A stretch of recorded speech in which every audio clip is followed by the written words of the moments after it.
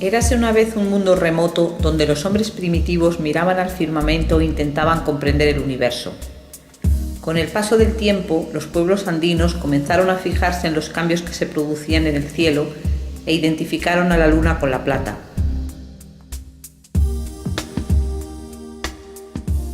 También alzaron la vista al sol y relacionaron su color y su brillo con el oro. Este culto al sol nos ha dejado hermosas piezas de oro, algunas de ellas elaboradas con fragmentos de concha o piedras semipreciosas como la turquesa.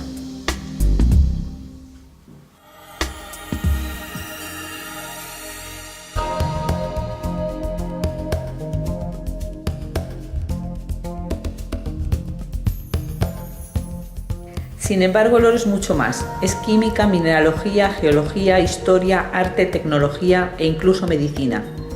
El oro tiene poca afinidad para combinarse con otros elementos, por lo que suele encontrarse puro o formando aleaciones naturales que pueden llegar a contener entre un 2 y un 20% de plata, cobre, hierro y otros elementos. Desde el punto de vista químico, el oro es un metal de transición situado en el grupo 11 de la tabla periódica con número atómico 79. Es amarillo, brillante, blando, denso y el mineral más maleable y dúctil que se conoce. Puede presentarse cristalizado en cubos y octaedros y en cristales de 12, 24 e incluso hasta 48 caras, aunque lo habitual es encontrarlo en forma de masas redondeadas por transporte y rodamiento que se llaman pepitas, o con formas filiformes de alambres reticuladas o dendríticas. Con 31 gramos de oro es posible elaborar una lámina de 28 metros cuadrados de superficie. Este es el procedimiento para hacer el pan de oro con el que tradicionalmente se han decorado todo tipo de manifestaciones artísticas. Más desconocidas son sus múltiples aplicaciones de carácter tecnológico, como son las capas micrométricas electrodepositadas sobre los conectores eléctricos, el recubrimiento de satélites para redirigir radiaciones incidentes o su utilidad como espejos acoplados a los telescopios para detectar y medir fuentes de luz infrarroja procedentes del espacio. Igualmente se usa en la fabricación de flautas traveseras y otros instrumentos musicales de viento, pues mejora la propagación de las ondas sonoras. Se utiliza en tratamientos de belleza y se están estudiando posibles efectos beneficiosos de aplicación en medicina.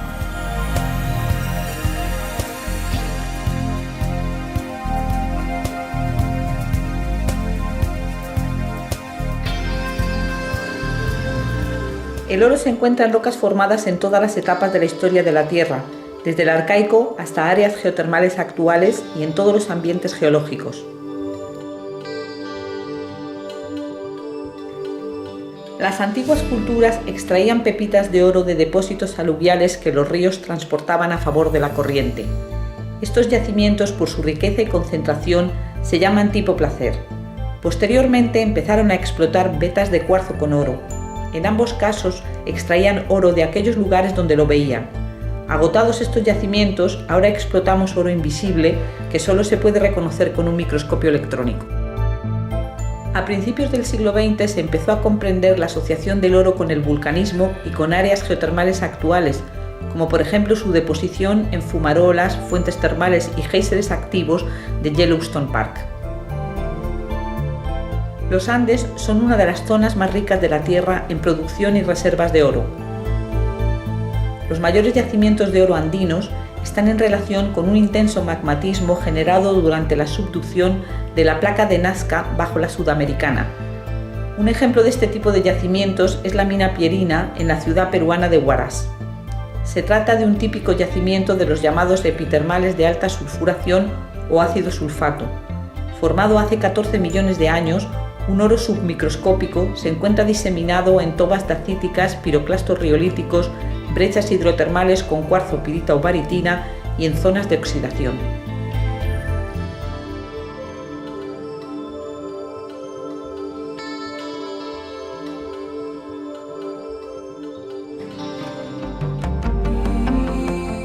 En la cordillera de los Andes se sucedieron desde 2000 años antes de nuestra era una serie de culturas que extrajeron y trabajaron el oro en un contexto funerario, ceremonial y suntuario.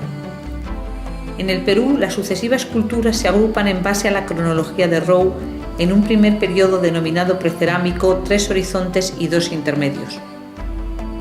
En los horizontes predominó la influencia de una cultura única extendida prácticamente por todo el territorio.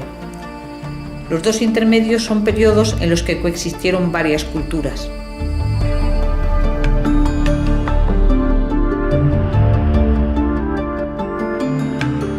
Que se tenga conocimiento, la metalurgia en el antiguo Perú comenzó hace unos 4.000 años. El objeto más antiguo que se conserva es un collar de oro y piedras semipreciosas que fue encontrado en la localidad de Xiscaraymoco, cerca del lago Titicaca. El collar muestra láminas enrolladas en tubos elaboradas por la denominada técnica de martillado. También se suponen elaboradas por la misma técnica las pequeñas láminas de oro encontradas en la localidad de Huayhuaca y datadas en 3.500 años. Hacia los años 1500 y 1000 antes de nuestra era se empezaron a trabajar cobre y plata.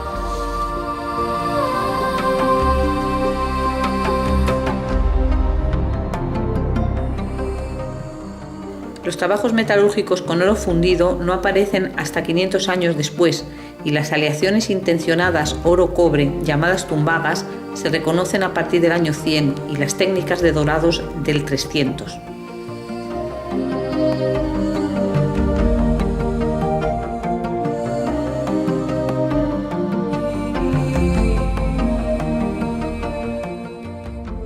Desde el año 600 la cultura wari generaliza el uso del bronce y alrededor del 700 se empieza a utilizar en la costa norte bronce arsenical para la elaboración de armas, herramientas, utensilios y comercio.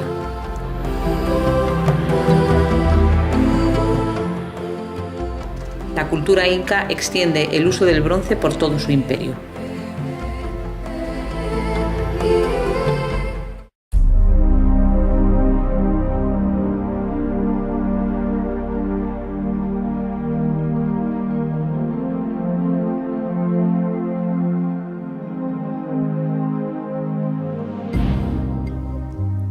En el horizonte formativo, la cultura Paracas, que ocupó parte de la costa sur del Perú, elaboró oro en láminas para la realización de diademas, narigueras y adornos.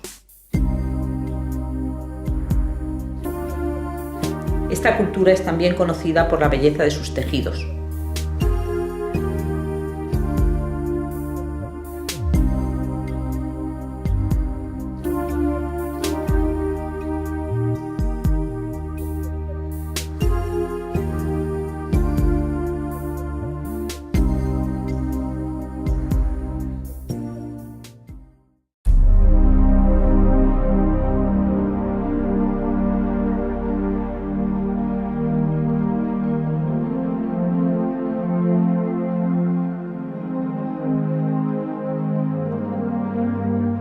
En el intermedio temprano o culturas regionales clásicas, los Nazca, descendientes de los Paracas, elaboraron máscaras, orejeras, tocados y narigueras con las mismas técnicas de orfebrería que sus predecesores.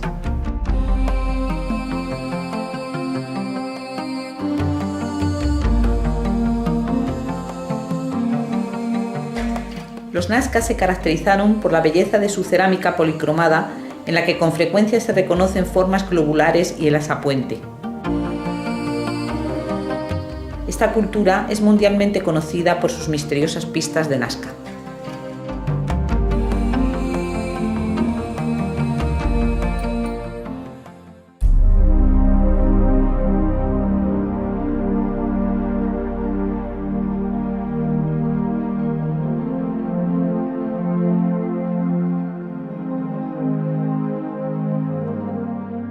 La cultura moche o mochica se estableció en la costa norte del Perú y su asentamiento principal estuvo entre la Huaca del Sol, que tenía carácter administrativo, y la Huaca de la Luna, de carácter religioso.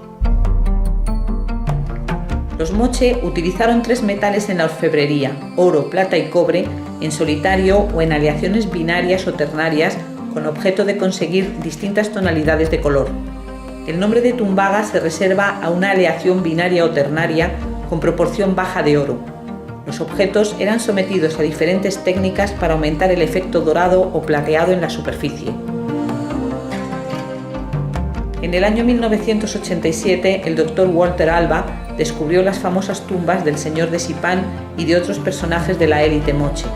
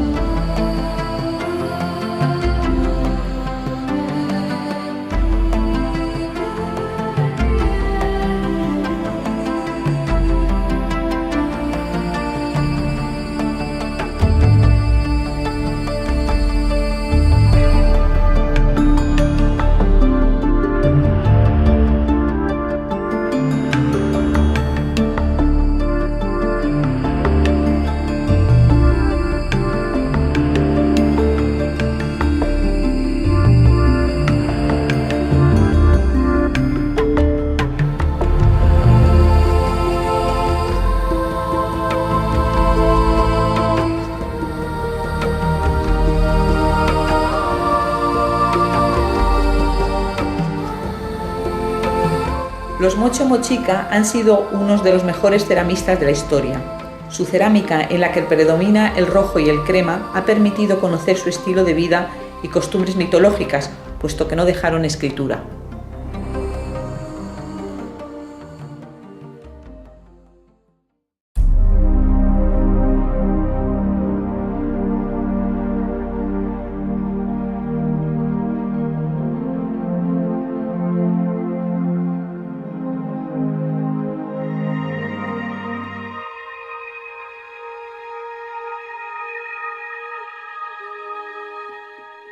La larga tradición de la costa norte del Perú en trabajos de orfebrería con oro y plata fue desarrollada de forma excepcional por el pueblo xicán, cultura del intermedio tardío o estados regionales.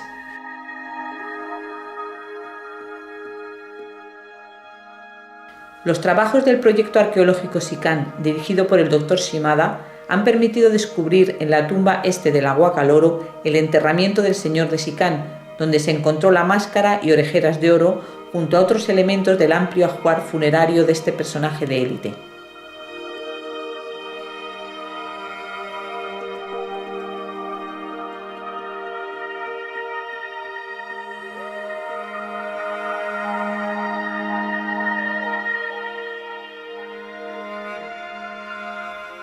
Un elemento diferenciador de la cultura xicán fue la utilización intensiva del cobre o bronce arsenical. Actualmente se investiga el uso intencional del arsénico y el aprovechamiento de láminas de cobre arsenical llamados naipes como monedas en el comercio.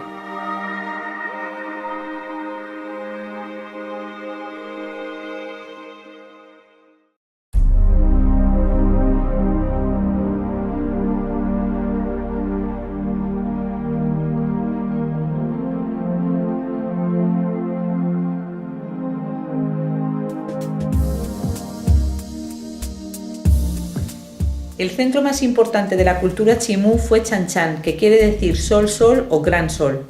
Fuertemente amurallado, fue construido en adobe y con representaciones marinas.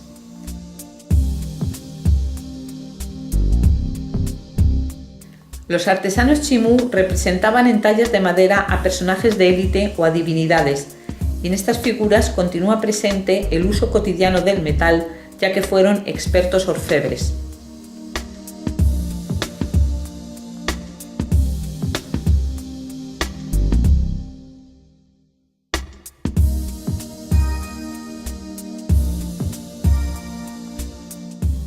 La cerámica de color negro es característica de los chimú.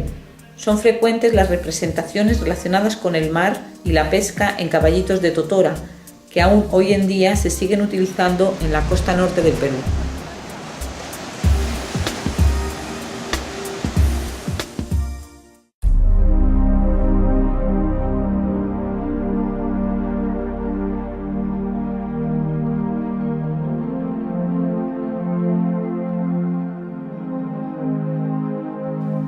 Durante el Imperio Inca hay un gran desarrollo de la arquitectura que se caracterizó por ser de planta rectangular, puertas y ventanas de forma trapezoidal con dinteles y piedras labradas sin argamasa, como esta de 12 ángulos en Cusco. Utilizaron los llamados quipus, en los que en cuerdas con diferentes nudos contabilizaban los datos de su imperio. Siguiendo el curso del río Urubamba y a una distancia de unos 110 kilómetros de Cusco, los incas edificaron la majestuosa ciudad de Machu Picchu.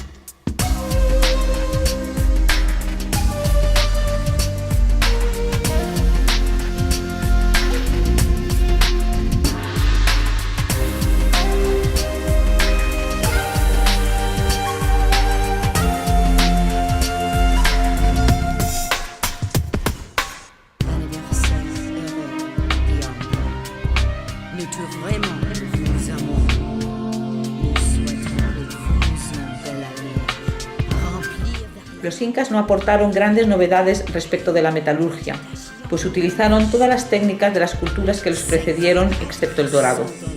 Cabe resaltar que usaron el método del incrustado de metales.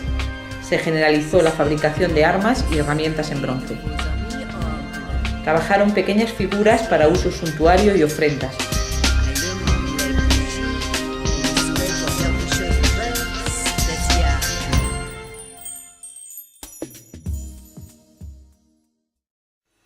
Este pasado histórico puede reconstruirse con ayuda de técnicas cruzadas químicas y mineralógicas. Actualmente se pueden analizar piezas arqueológicas por técnicas no destructivas como la difracción de rayos X en una plataforma multipropósito y la microscopía electrónica.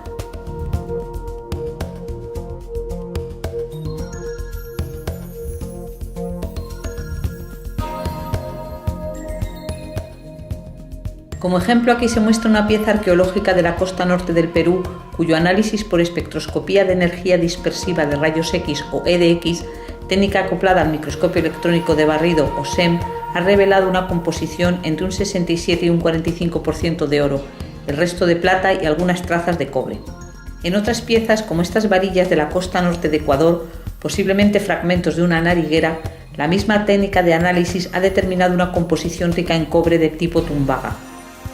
En esta imagen obtenida por SEM, en la que se ha empleado un detector de electrones retrodispersados, se observa una superficie enriquecida por un proceso de dorado.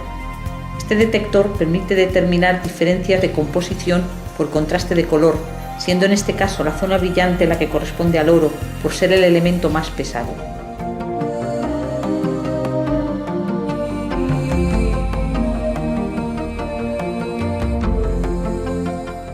Hasta aquí hemos mostrado cómo el oro es química, mineralogía, geología, historia y arte. Pero también desde el comienzo de la humanidad ha sido y es leyenda, fascinación y atracción. Su relación con el sentimiento mágico religioso y la sensación de inalterabilidad hizo que algunos eligiesen el oro como compañero de viaje para toda la eternidad.